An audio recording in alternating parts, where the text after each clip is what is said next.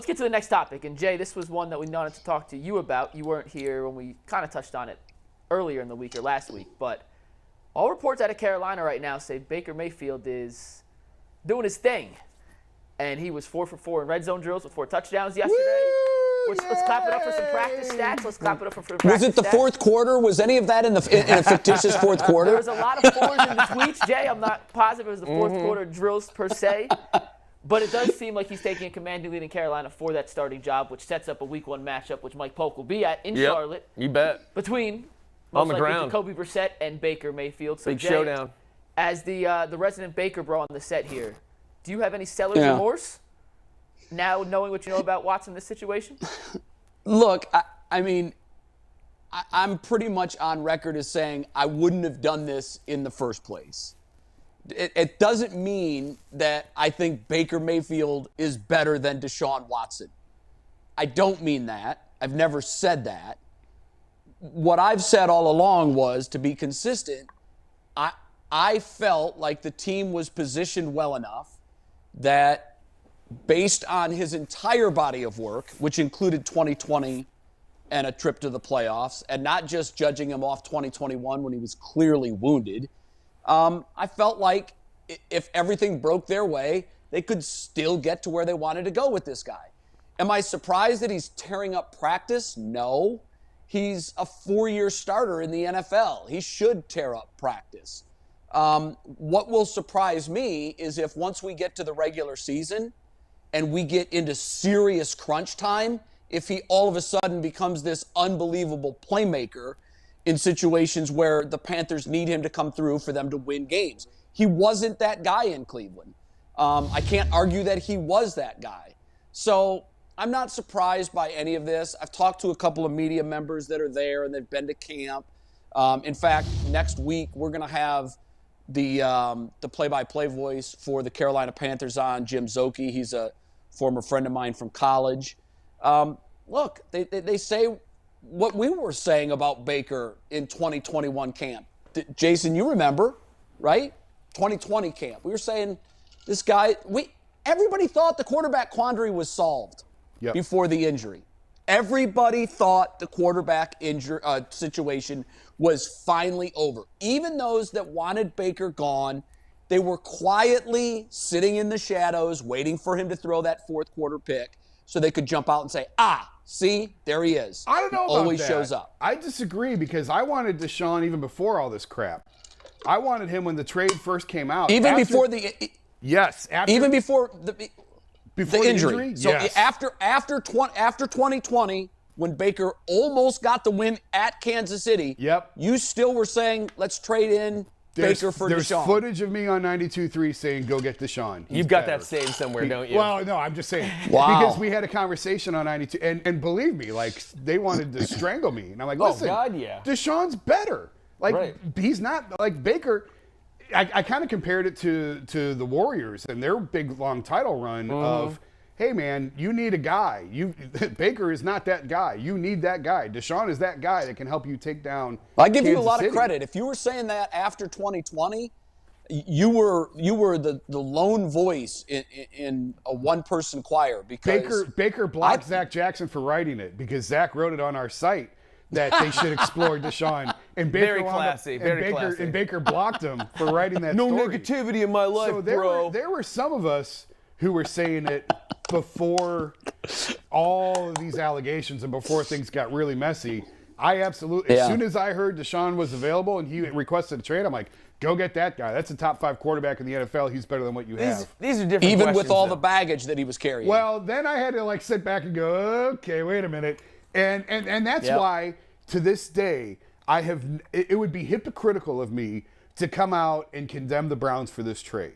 Because I wanted him before the allegations, and I even had conversations with Browns personnel at the Combine saying, hey, go get 4. Why not go get 4?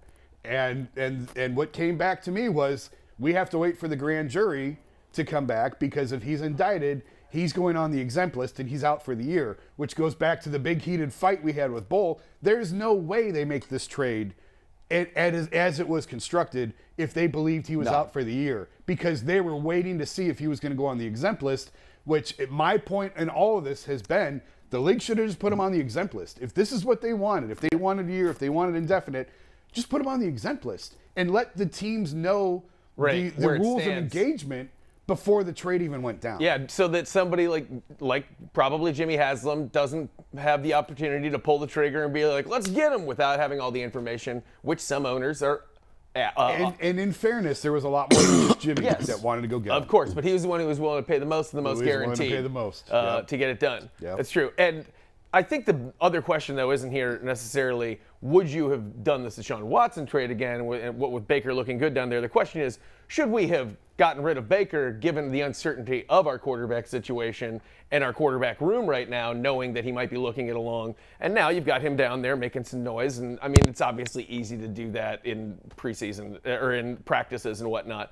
But the better question now is, would you have made this Baker move that we made still for what we unloaded him for and what we're still paying him for, rather than have a proven, win healthy, decent quarterback to bridge us to the next thing? Yes, I still make the deal. I think the relationship was too far gone by that point. And we talked about this a little bit when I was in before. And again, the 6-game thing is going to be a really big. It could be a really big deal in terms of what they do, because the easy fix to all of this, and we've talked about it before, you go get Jimmy G. Yeah. That's the easy fix to all of this. He can sort of unite the locker room. Guys love playing with him. He's a really nice bridge for 1 year. If Deshaun's out for the year. If it's less than 11, if it's 11 games or less, and it's in that gray area where Deshaun's contract still counts now. Now, if you go get him, you can't roll that money into next year, which is a really big deal going forward. So if the suspension comes to where Deshaun is eligible for 6 games or more, the Browns have a really difficult decision to make in whether or not to go get Jimmy G, because right now they've downgraded the quarterback position. Jacoby Brissett's not as good as Baker. No, I freely admit that. Right. So you're in a tough spot now. Yeah. I think two things. You make the Deshaun Watson trade every day of the week and twice on Sundays. When you have a chance to get a top 5-7 quarterback, Go there's get 'em. only 5-7 of those guys in the league. And they never become available. They don't become available. They don't become available at 26 years old, which is when the whole Texan situation when he sat out. And you're looking at quarterbacks playing now to they're 38, 40 years old. You might have 12 to 14 years of Deshaun Watson. And even if he sits out Hey, this year, McNuggets. yes. In a vacuum, you're absolutely right. I mean, Thank there's no arguing with that in a vacuum. If you have a chance to get a top 7 quarterback, you pull the trigger. But it wasn't just that simple. It was a top 7 quarterback that hasn't played in a year and might not play for another year. And who you has a can't cloud over him. dismiss that part of the equation. I'm You not can't. totally dismissing that, but if Watson for the next 2 seasons is not the Deshaun Watson who we saw in Houston, it's not like he's 39, 40 about to retire. He's 27, 28, and Tom Brady's just turned 45 and might be the best quarterback in the league. I know, like, but you may still have Watson the for one thing we 17 have to be years after careful that. about doing, though, is trying to extrapolate Tom Brady to everybody else. Anything. And that's what you're doing when you're saying, hey, quarterbacks are playing to 45 now. No, they're not. Right. One of He's them the- is. yes, he's and the he's exception. the Got freak Tom of Brady nature. in the 7th round. But he's the exception. You can but find him. Aaron Rodgers won Yeah. MVP last There's year. also, guys, 38. when did Tony Romo leave how old was Tony Romo when he left the league? 36, 35? I don't know. Okay. But the rules have changed. I think that's even old. I don't think he was 36. But But even one way or since another, Romo left, the rules have changed to protect quarterbacks even more. Quarterbacks have never been more protected and shielded than they are Agreed. in today's game. agreed, but they still get old. And Tom Sure. Brady is just a freak of nature. We shouldn't look at Tom and say, well, hell, you can sign a 35-year-old quarterback to a 10-year contract because Tom did it. Tom hasn't eaten a grain of sugar in 12 No. years. He's in a zero Tom gravity trains- tank right now somewhere floating around. He's figured out a way to train during his sleep. I don't know Yeah. how he does it, but like you can't. You're dangerous. You're going into a scary place if you start looking at Tom Brady. You still take the average quarterback. I don't know, Jay. Off the top of your head, I would say the average quarterback in the NFL. And it's easy to say, well, you can look at all the guys, Phillip Rivers, Drew Brees, all of the guys that have long careers. Eli Manning, your favorite person in the world. How old was he when he was out of the league, McNuggets? Romo was 36 when he retired. Eli was 37. Let's use Roethlisberger. I just Okay. looked it up. Ben's 40 now. He was Okay. good until what? 37, 38. His last 2 years Yeah. were Or rough. bad. Let's just say So bad. Yeah. so Now let's I'll say, give you a Jay Cutler. Now I'll give you a Jay Oh, Cutler. he sucked when he How was old 25. Cutler's not on the same Jay level Cutler as was Watson, a starting though. quarterback in the league. What I'm saying is they don't all play until they're 40. No. So this assumption that you're going to get Deshaun Watson for 14 years, that's such a stretch. You just can't do that. He's had an ACL injury already. Fair. I think we can safely say he will play at a high level. I won't even say elite. He will play at a high level till 35. Can we agree on that? I'll give you that. I'll give you that. And how old is he now? I will. 27. 27? So 8 years. 27? So you can get 28, 29, 30, 31, 32, 33, 34. You can get 8 years out of him if he stays in Cleveland all that time. I know. I which love I'm not that convinced you've he already does. extended his contract. Yeah, I I'm not love even that. sure. Everything's going so well. what'll I'm be not even fun to sure he's see- here the life of the Jay. this contract. Yeah. It'll be fun 8 years from now to look back at this conversation. And look, I hope Deshaun is still our quarterback. If he is, that means that he's been very successful because you don't stay that long with one team, especially with a contract like that, unless you're breaking expectations. So I hope 8 years from now we all get together and say, wow, he really did make it until 35. Because I just know the Browns' track record with quarterbacks. Even when we finally thought we had one, we were wrong. Yep. We didn't. We had the rug pulled out Got rid from of under that us. guy. Scared that guy out of town. Get out of here, you guy who won us a playoff game. Oh my! Get over the playoff game. I'm so tired of hearing about one playoff game. I know. Oh my God! Yeah, Can no, we talk about like they were up 7-0 before we even went on the field? Boy, you're still pissed Like, about it, huh? oh my! I'm just so tired. really is. He Jay- won a Jay hasn't playoff let game. that He go. won a playoff game. Came from nowhere, Jay. You Okay, gotta Jared Goff took the Rams to the Super Bowl, and they said you're not good enough. Jimmy G took the 49ers to the Super Bowl, and they said we can do better. I'm not saying he's a great quarterback. I'm saying in the valley of the blind, the one-eyed man is king. And we were in the valley of the blind for so long.